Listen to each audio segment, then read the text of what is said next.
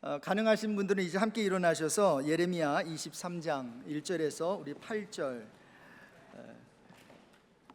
한 절씩 교독할 때에 제가 1절 말씀 받들어서 읽겠습니다. 여호와의 말씀이니라. 내 목장의 양떼를 멸하며 흩어지게 하는 목자에게 화 있으리라.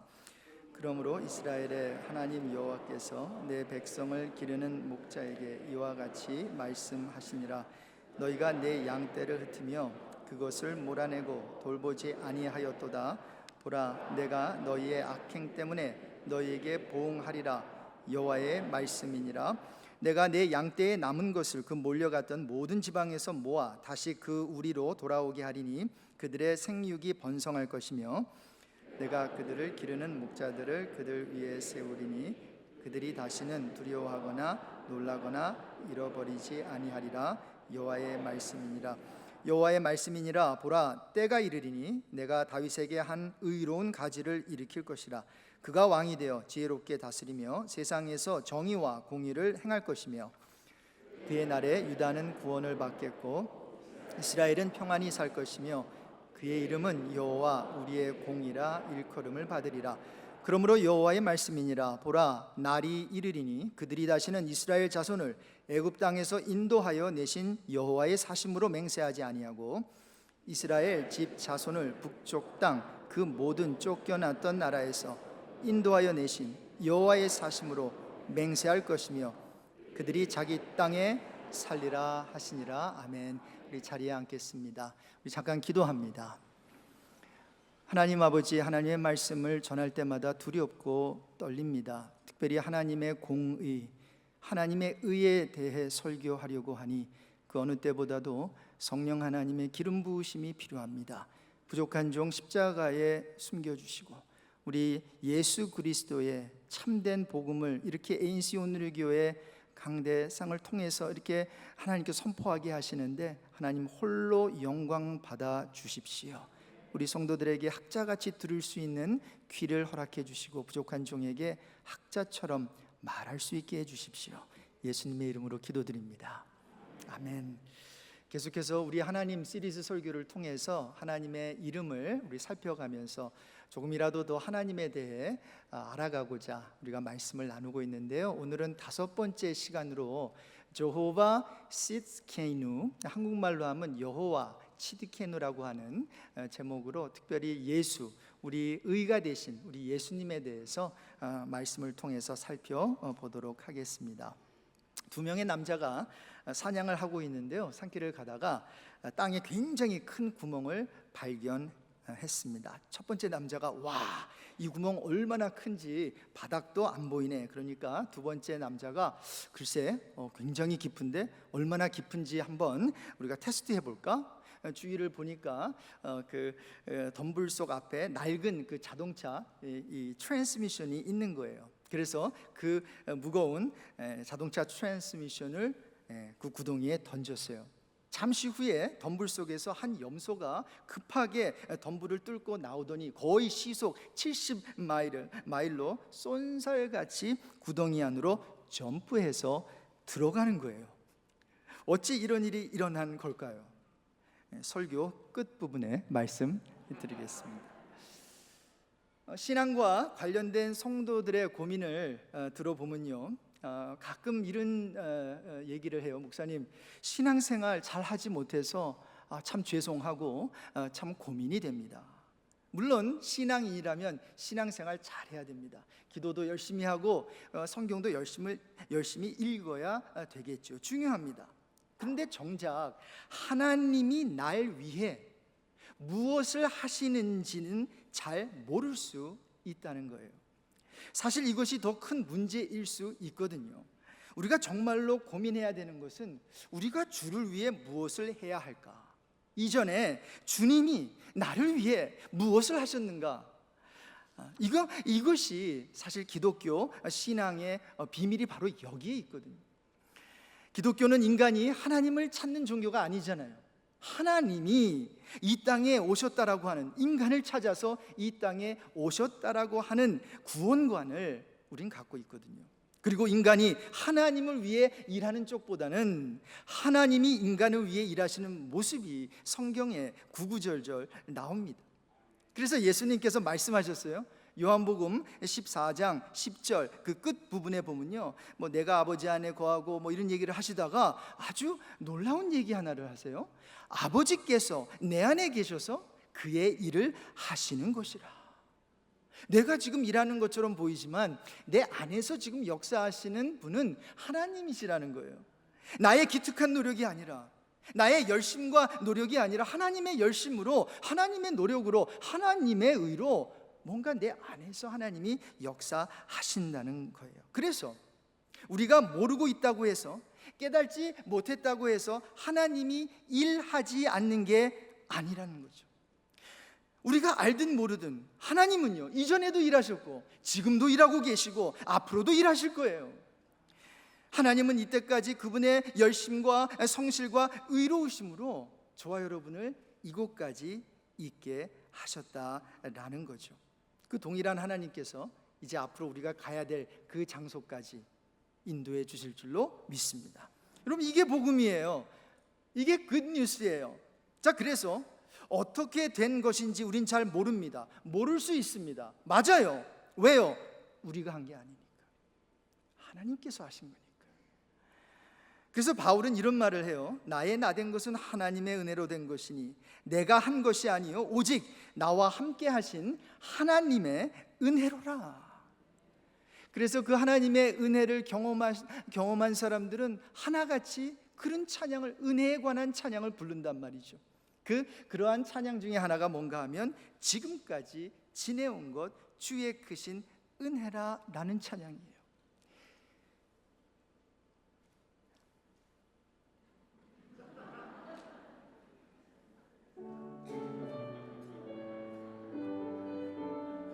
연습을 했어야 되는데 1절만 부를게요. 지금까지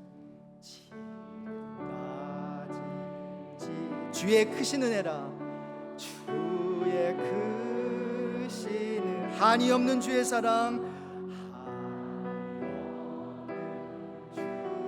어찌 이루 말하랴. 어찌 자나깨나 주의 손이, 자나깨나 주의 손 항상 살펴주시고 모든 이 주 안에서 형통하게 하시네.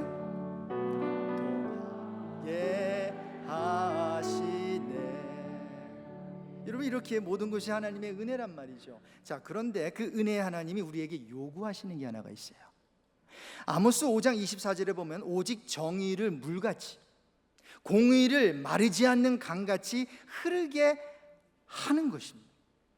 여기서 정의와 공의는 히브리어 단어로 보면 구분이 되지만 성경 여러 곳에서 아모스에 나오는 구절과 같이 이 두 단어를 섞어서 쓰는 경우가 많기 때문에 오늘 설교에는 굳이 공정한 판결로서의 의미를 가진 정의, justice 이 단어와 관계적 개념을 바탕으로 한 공의, righteousness를 구분하지 않고 사용하려고 합니다. 자, 그래서 왜 하나님은 이 같은 공의를 우리에게 요구하시는 것일까요? 왜냐하면 하나님은 공의의 하나님이시고 하나님의 많은 성품들 중에서 저와 여러분에게 만들어진 우리 피조된 인간들과 함께 공유하는 성품이 있는데 그 중에 하나가 하나님의 의, righteousness이기 때문입니다.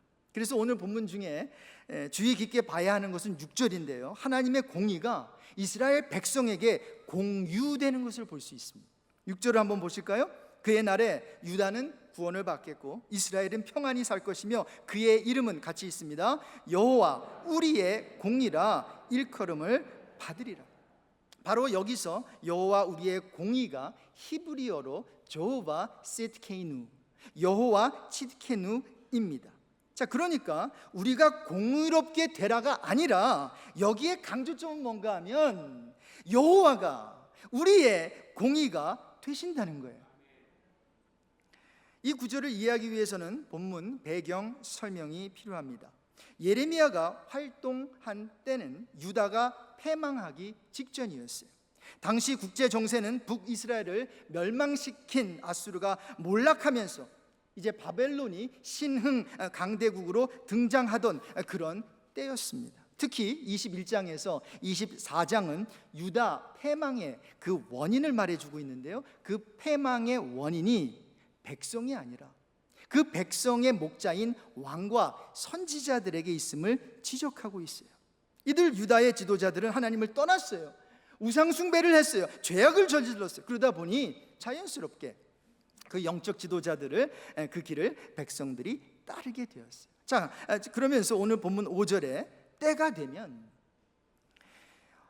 왕 다윗으로부터 한 의로운 가지, 즉 다윗의 그 라인을 통해 한 사람이 나타나게 되는데요, 그는 왕이 되어서 지혜롭게 다스릴 것인데 특히 세상에서 정의와 공의를 행하게 될 것이다 라고 말해요. 5절 한번 보실래요? 여호와의 말씀이니라. 보라, 때가 이르리니 내가 다윗에게 한 의로운 가지를 일으킬 것이라. 그가 왕이 되어 지혜롭게 다스리며, 같이 읽습니다. 세상에서 정의와 공의를 행하. 여러분, 왜 이렇게 콕 집어서 정의와 공의를 행하게 될 것임을 언급하고 있는 것일까요? 지금 현재 유다 지도자들이 그렇게 하지 않는다는 것을 지금 간접적으로 보여주고 있는 거거든요. 자, 그래서 1절에서 4절까지는 부패한 지도자들에 대한 심판을 경고하고 있는데요, 2절에 보세요. 그러므로 이스라엘의 하나님 여호와께서 내 백성을 기르는 목자에게 이와 같이 말씀하시니라. 너희가 내 양떼를 흩으며 그것을 몰아내고 돌보지 아니하였도다. 이게 지금 악한 거예요. 보라, 내가 너희의 이 악행 때문에 너희에게 보응하리라, 이렇게 말하고 있어요. 자, 여러분, 양떼를 흩으며 돌보지 아니했다라고 되어, 우리말로 하면 이걸 목양이라고 할 수 있겠죠. 양떼들을 목양을 잘 해야 되는, 지금 케어를 하지 않고 있다라는 거죠. 자, 그래서 구약 컨텍스트에서의 목양, 즉 백성들을 돌보는 일은 특히 사회의 약자 그룹인 고아와 과부와 나그네를 케어하는 것인데, 그런 관점에서 2절의 유다 지도자들이 행한 악행은 다른 것이 아니라 하나님의 공의, 정확히 구분해서 말하면 하나님의 정의를 사회 속에서 지금 실현시키지 않은 죄로 이해할 수 있다라는 거예요. 그래서 구약 성경에서의 하나님의 정의 실현은 신명기 10장 18절에서 잘 볼 수 있는 것처럼 하나님께서 이렇게 말해요. 고아와 과부를 위하여 정의를 행하시며 나그네를 사랑하여 그에게 떡과 옷을 주시나니 너희는 나그네를 사랑하라. 그런데 이것을 바로 유다 지도자들은 외면했다라는 거죠. 그래서 하나님께서는 당신이 택하신 유다를 통해서 하나님의 의로움, 하나님의 공의, 하나님의 정의를 나타내기를 원했는데 지도자들은 하나님의 공의를 나타내지 못했다라는 것입니다. 그래서 어떻게 하죠? 하나님께서는 1절을 보니까요, 지도자들에게 화를 내서 2절 하반절에 보니까 그들의 악행으로 인해 그들을 보응하시는 거예요. 자, 그러면서 5절과 6절에서 이렇게 얘기하고 있는 거예요. 여호와의 말씀, 그러면서 이제 다윗에게 한 의로운 가지를 일으킬 것이라. 그가 왕이 되어 지혜롭게 세상에서 정의와 공의를 행하게 될 것이다. 그의 이름은 여호와 우리의 공이라 일컬음을 받게 될 것이다. 유다의 19대 왕 여호야긴을 끝으로 유다의 왕족들과 백성들이 모두 포로로 끌려갔어요. 더 이상 고국에 돌아오지 못한다라는 거예요. 더 이상 다윗의 위에 앉을 왕이 없어요.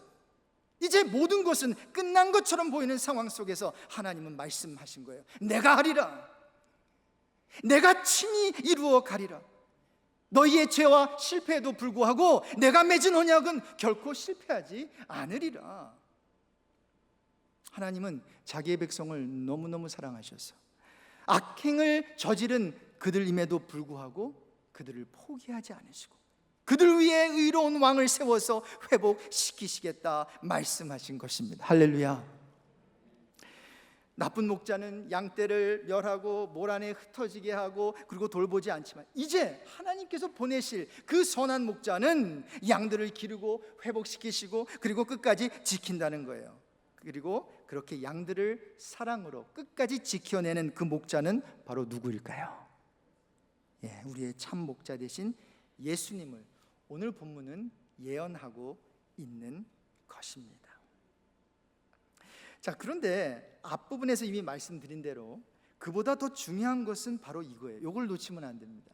6절 하반절을 한번 다시 한번 보실래요? 그의 이름은 같이 읽습니다. 여호와 우리의 공이라 일컬음을 받으리라, 이거예요. 자, 다시 말씀드리면 너희들이 의를 이루어 의롭게 되라가 아니라 예수님께서 우리의 공의, 즉 의가 되어 주신다는 거예요. 이제 좀 더 핵심적인 내용으로 들어갈 텐데, 오늘 설교가 조금은 어려울 수 있겠지만 끝까지 들으시면 우리 계시의 영이 여러분과 함께 하셔서 놀라운 어떤 메시지를 여러분이 주시리라고 생각해요. 여러분, 예수님께서 여러분의 의가 되어 주셨다, 이게 마음에 와서 이렇게 이해가 되고 마음에 와 닿으세요? 어떠세요? 평생 우리가 교회를 다녔는데 여러분, 이 개념을 이해하지 않고 신앙생활을 하기는 좀 힘들어요. 반대로 이 개념을 잘 이해해 놓으면 신앙생활에 굉장히 도움이 됩니다. 자, 그래서 로마서 3장 25절, 26절 중요한 구절인데 한번 읽어보겠습니다. 같이 읽습니다. 이 예수를 하나님이 그의 피로써 믿음으로 말미암는 화목제물로 세우셨으니 이는 하나님께서 길이 참으시는 중에 전에 지은 죄를 간과하심으로 자기의 의로우심을 나타내려 하심이니 곧 이때에 자기의 의로우심을 나타내사 자기도 의로우시며 또한 예수 믿는 자를 의롭다 하려 하심이라. 여러분, 이 성경의 표현이 확 마음에 와닿지 않으시죠? 뭐 계속 의는 얘기하는데요, 이게 그냥 지나가 버려요. 죄를 간과하심으로, 이게 안 와닿아요. 사실 지은 죄를 너그럽게 보아주신다는 거거든요. 자, 그래서 제가 풀어서 좀 설명해 드리겠습니다. 예수님께서 우리의 의가 되어 주셨다는 것은 우리에게 죄값을 묻지 않으시겠다는 거예요. 미가서 7장 19절에 기록된 말씀처럼 다시 우리를 불쌍히 여기셔서 우리의 죄악을 발로 밟으시고 우리의 모든 죄를 깊은 바다에 던지시리이다, 이 얘기를 하는 거예요. 그리고 죄를 기억도 안 하신다 그랬어요. 우리를 정죄하지 않으시겠다는 의미예요. 로마서 8장 1절에 그러므로 이제 그리스도 예수 안에 있는 자에게는 결코 죄가 없나니, 아멘이 아니죠. 똑바로 들으셔야 돼요. 박성호 목사 설교는 죄가 없는 게, 여러분 저 죄 없으세요? 우리 맨날 죄 짓잖아요. 정죄함이 없는 줄로 믿습니다. There is no condemnation. 죄는 지었는데 그 죄에 대한 대가를 묻지 않으시겠다는 거예요. 우리가 이룰 수 없는 의를 이루셔서 우리에게 주시겠다는 거예요. 로마서 3장 24절 그리스도 예수 안에서 있는 속량으로 말미암아 하나님의 은혜로 값없이 의롭다 하심을 얻은 자 되었느니라. 또한 예수님께서 우리의 의가 되어주셨다는 것은요, 우리 죄를 위해 십자가에 주님이 죽어주시고 우리 의를 위해 다시 사셨다는 거예요. 로마서 4장 25절에 예수는 우리가 범죄한 것 때문에 내줌이 되고, 우리가 범죄를 저질렀어요. 우리가 그래서 악인이 되었어요. 죄인이 되었어요. 누군가 죄값을 치러줘야 돼요. 그렇다고 여러분 의인 되는 거 절대로 아니죠. sinless하고 righteousness하고는 다른 거예요. 우리가 죄를 범했어요. 그래서 그 죄값을 치러주기 위해서 예수님이 내줌이 되었지만 또한 우리를 의롭다 하시기 위해 살아나셨다는 거예요. 누군가가 의의 삶을 살아주어야 돼요. 우리는 못 살아요. 예수님께서 의를 위해 다시 부활하셔서 살아주셨으니 그 예수님의 의가 다시 우리에게 전가되었다는 것이고, 우리의 모든 죄는 다시 예수에게 전가됐다라고 하는 게 십자가에서 일어난 놀라운 기적이요 축복이다라는 거죠. 이제부터 더 주의 깊게 들어주시기 바랍니다. 다음 내용은 한국의 박영선 목사님과 미국의 펄 워셔 목사님에게 얻은 몇 가지 교훈인데 여러분과 함께 나누면서 말씀을 마치려고 합니다. 여러분, 신앙의 문제는 내가 좀 더 나은 사람으로 변화되느냐 안 되느냐가 아닙니다. 신앙의 문제는 내가 잘하느냐 못하느냐의 문제도 아니라는 거예요.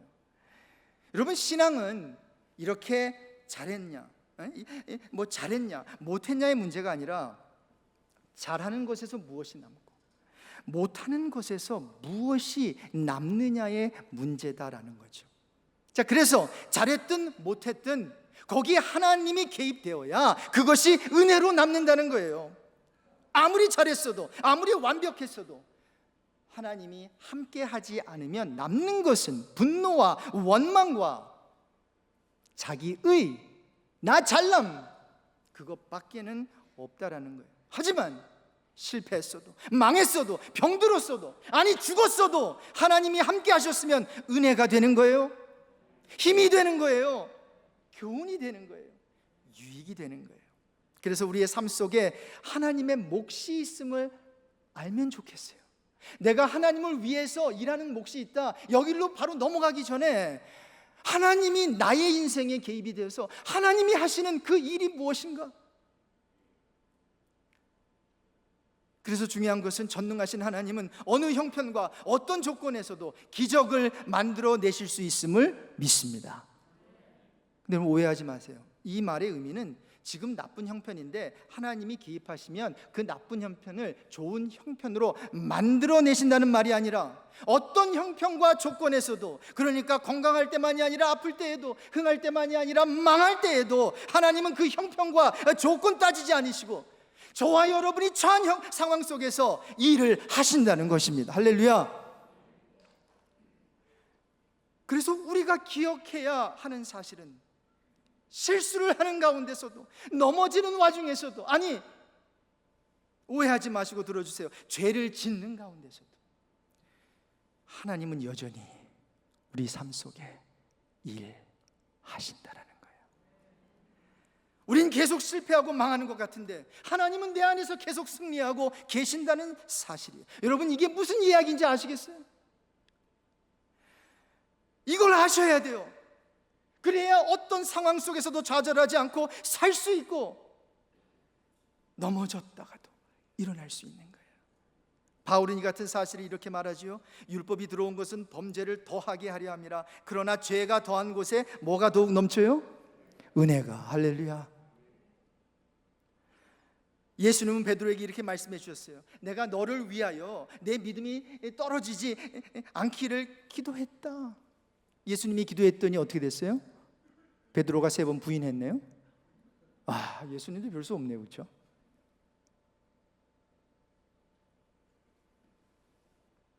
여러분 보세요. 베드로를 위한 예수님의 기도가 헛됐을까요? 우리는 기도를 그런 식으로 하잖아요. 죄짓지 않게 해주세요. 부인하지 않게 해주세요. 내 자녀 방황하지 않게 해주세요. 사업 잘 되게 해주세요. 그래서 주님은 기도를 해주시거든요. 근데 여전히 베드로는 실패해요. 무슨 말일까요? 보세요. 베드로가 주님을 부인하는 순간에도 예수님은 일하고 계셨다라는 거예요. 기도하고 계셨어요. 예수님은 여전히 베드로의 상황, 태도, 결심, 결과가 아닌, 그의 노력이 아닌 주님의 열심으로 베드로가 부인하는 순간에도 그를 위해 기도하셨다는 거예요. 성경에 나오는 그 둘째 아들, 그 방황할 때 돌아온 탕자의 스토리에서 아버지가 뭘 하고 계셨나요?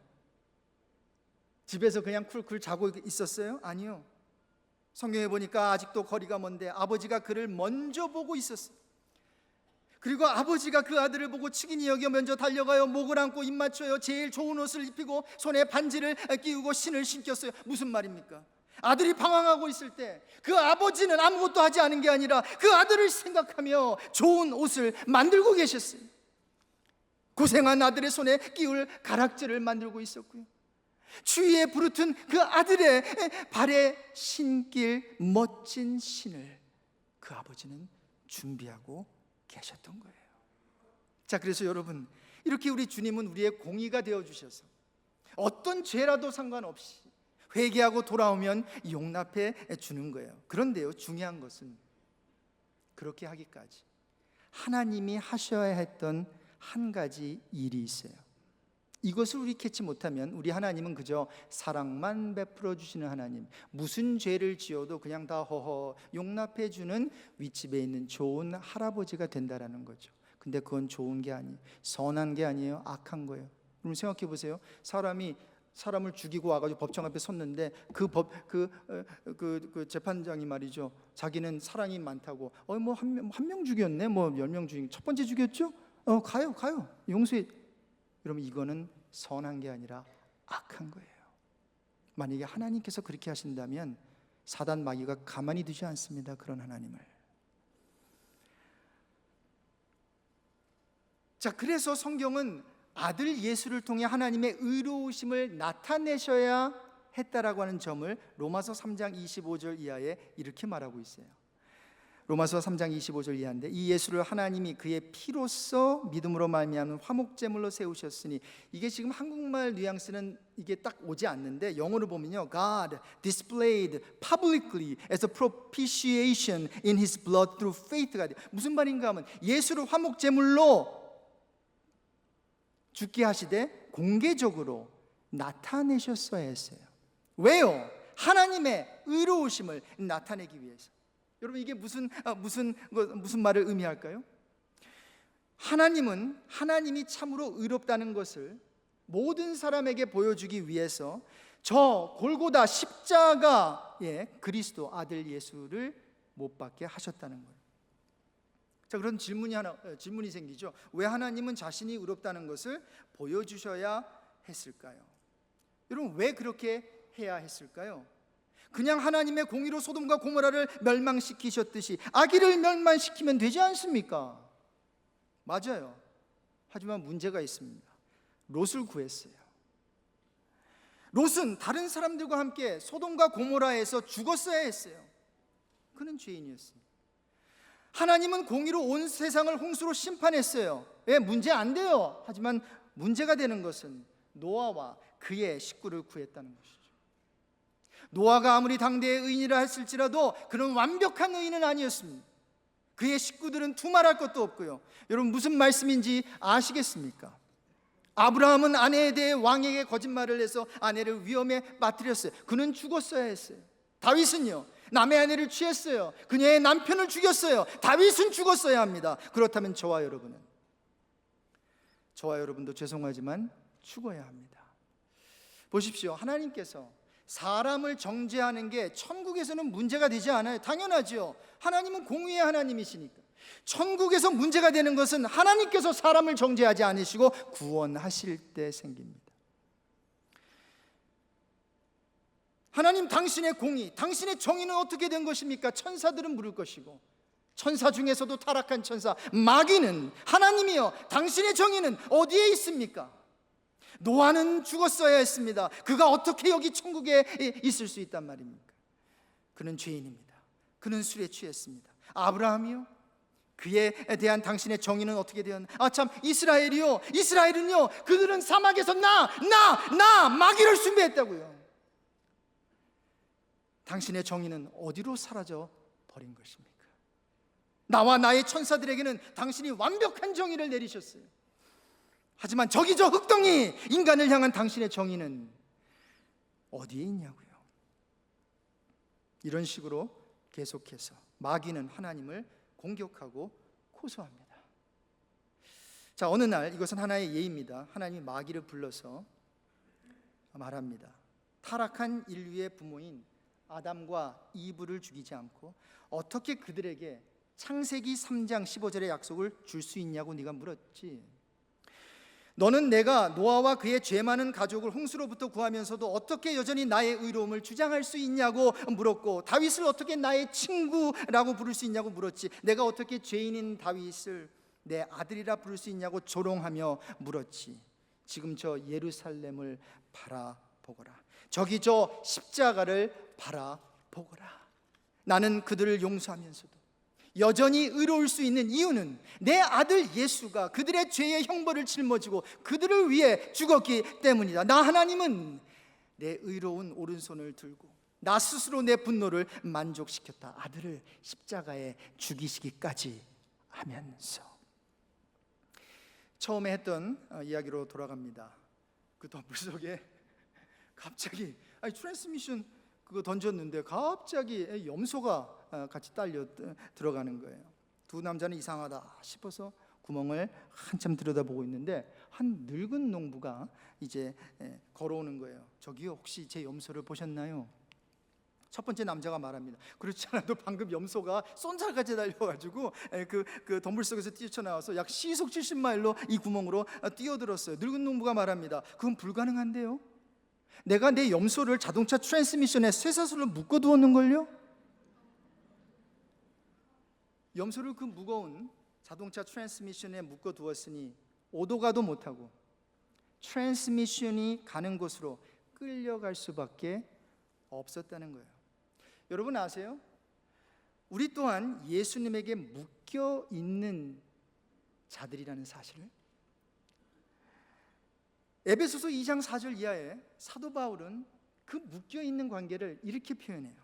긍휼이 풍성하신 하나님이 우리를 사랑하신 그 큰 사랑을 인하여 허물로 죽은 우리를 그리스도와 함께 살리셨고, 할렐루야, 체인으로 꽁꽁 묶이셨다는 거예요.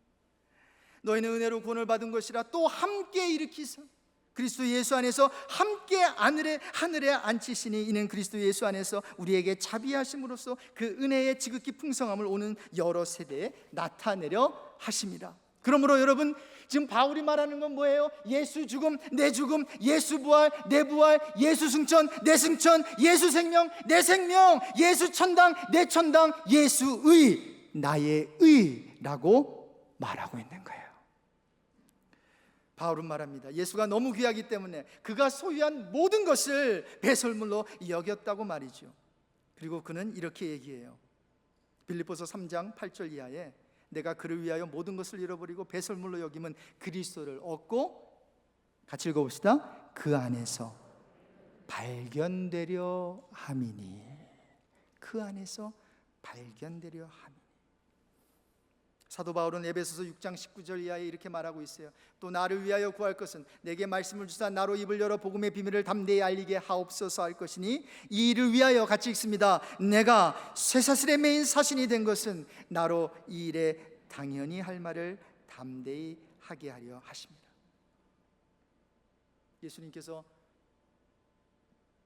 자기를 부인하고 디베랴 바다로 간 베드로를 찾아오셔서 이런 얘기를 해요.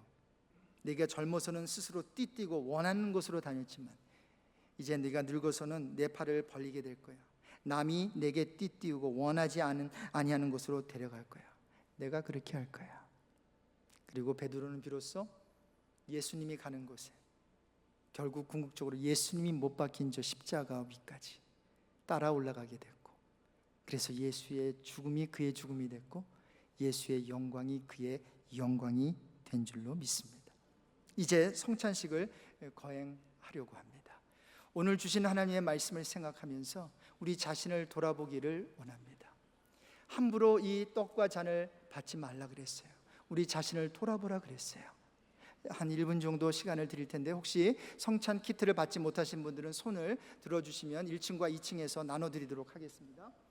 여러분, 이 시간에 여러분을 살피면서 내가 죄만 지은 것이 아니라 내가 하나님 아버지 앞에 스스로 의로워지려고 했다면 그것 또한 죄임을 여러분 회개하시고, 우리 기도하는 가운데 우리 성만찬을 거행하도록 하겠습니다. 같이 기도하겠습니다.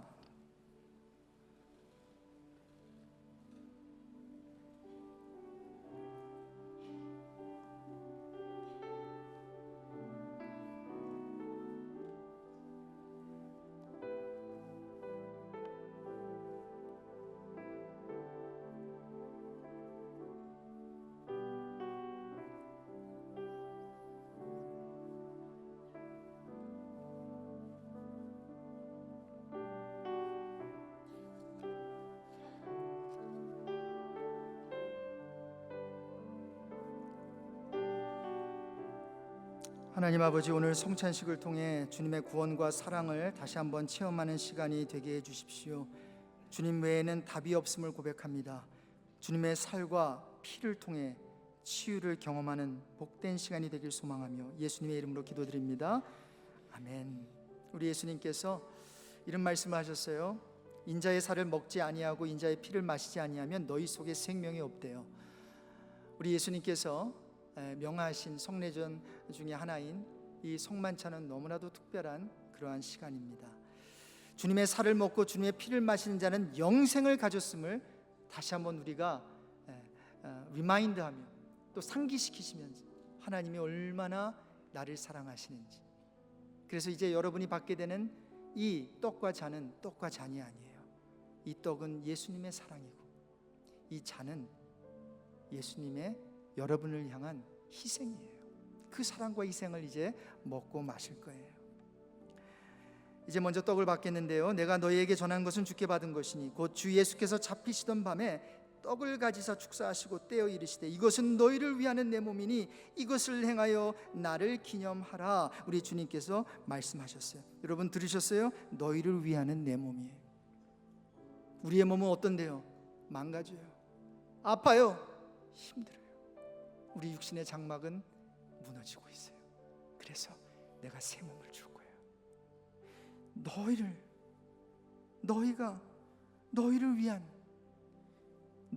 위하는 내 몸을 너 거와 바꿔줄 거예요. 우리 그러한 마음으로, 그 하나님 예수님의 사랑을 받아들이는 마음으로 우리 윗부분을 뜯어서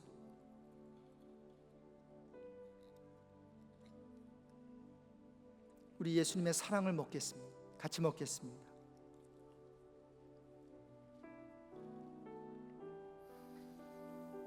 이제 잔을 받겠습니다. 식후에 또한 그와 같이 잔을 가지시고 이르시되 이 잔은 내 피로 세운 새 언약이니 이것을 행하여 마실 때마다 나를 기념하라 하셨으니 너희가 이 떡을 먹으며 이 잔을 마실 때마다 주의 죽으심을 오실 때까지 전하는 것이라.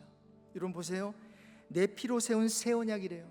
옛 언약은 우리가 스스로 계명을 지켜서 의로워지는 거였다면, 새 언약은 너희가 스스로 계명도 못 지키지만 내가 그걸 다 살아줬고 너의 죄악을 다 용서하셨다. 이제는 나를 먹고 내 안에 거하면 너희는 의로운 자라, 의로운 자가 될 거야. 나와 함께 천국에 가는 자가 될 거야. 그것을 믿지 않으려. 여러분 믿으세요? 여러분 잠깐 우리 기도하고, 우리 이거 그냥 먹을 수가 없잖아요. 여러분 예수님이 저와 여러분 하나님께서 의롭게 만드시려고 사단이 자꾸만 정죄하잖아요. 하나님 저 집사 봤어요? 저 사람 봤어요? 저 성도 봤어요? 저러고도 하나님 저 사람 천국으로 데려갈 거예요 할 때 십자가를 포인트하는 거예요. 저 십자가를 봐라, 저 십자가를 봐라. 내 아들 예수가 저 부족한 저 성도를 위해, 내 아들을 위해, 내 딸을 위해 피 흘렸단다. 사단은 더 이상 말할 수 없어요. 청취할 수 없어요. 여러분 그 엄청난 능력이 있는 그 피를 받게 되는 거예요. 이 시간 감사로, 하나님 정말로 감사합니다. 나를 위해 이 피를 흘려주셨군. 시간 조용한 목소리로 우리 감사의 기도를 드린 후에 받도록 하겠습니다. 같이 기도합니다. 하나님 아버지, 너무나도 감사합니다. 너무나도 감사합니다. 하나님 나를 왜 우주를 뒤져서라도 왜 나를 찾아오셔서 하나님 나를 사랑해 주시고, 아직 죄인 되었, 아직 원수 되었, 아직 연약할 때 아들 예수 그리스도가 왜 나를 위해 십자가에 못 박혀 죽으셨나요? 왜 피를 흘려 주셨나요? 하나님 너무나 감사합니다. 이제 하나님 그리스도의 그 피를 먹는 것이 아니라 하나님의 사랑을 마시겠습니다. 그리스도의 사랑을 마시겠습니다. 그리스도의 희생을 마시겠습니다.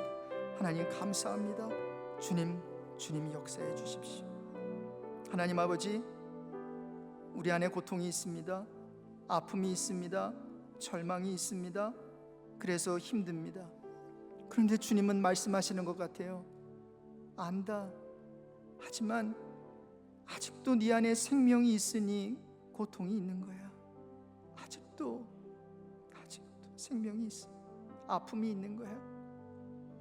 아직도 너 코에 생기가 있으니 절망이 있는 거란다. 그러니 아직 생명이 있으니 고통과 아픔과 절망 가운데서도 소망이 있는 거란다. 그 소망을 주려고 내 아들 예수 그리스도를 이 땅에 보내준 거야.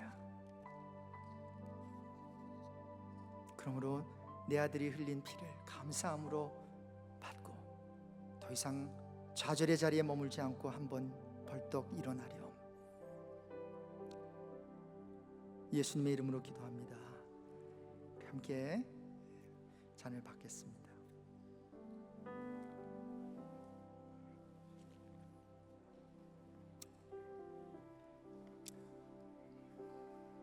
우리 예수님 너무 좋으시죠? 우리 하나님 너무나 감사하죠? 우리 그 하나님을 우리 시간 찬양했으면 좋겠는데, 우리 자리에서 일어나셔서 내 평생에 가는 길 순탄하여 늘 잔잔한 강 같든지 아니면 큰 풍파로 무섭고 어렵든지 우리의 영혼은 주 안에서 늘 평안할 줄로 믿습니다. 함께 찬양하겠습니다.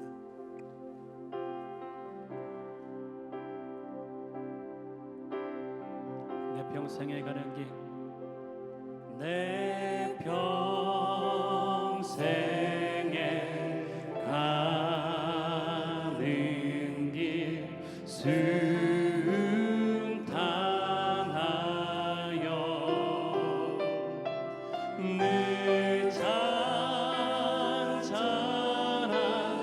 강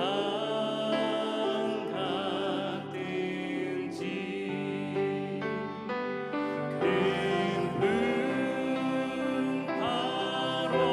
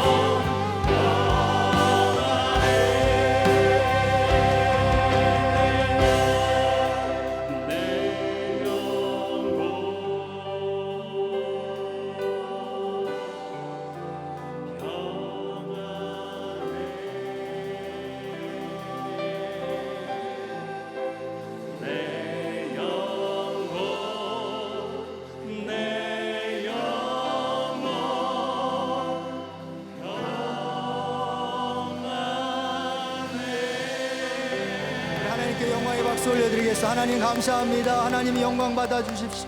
우리 예수님만 존귀함 받으시옵소서. 하나님 아버지, 우리의 문제가 해결되었다고 끝이라고 생각하지 않겠습니다. 삶에서 늘 겪는 것이지만 해결된 것이 반드시 하나님이 원하시는 끝이 아니라는 사실을 알기 때문입니다. 반대로 해결되지 않았다고 끝이 아니라고 생각하길 원합니다.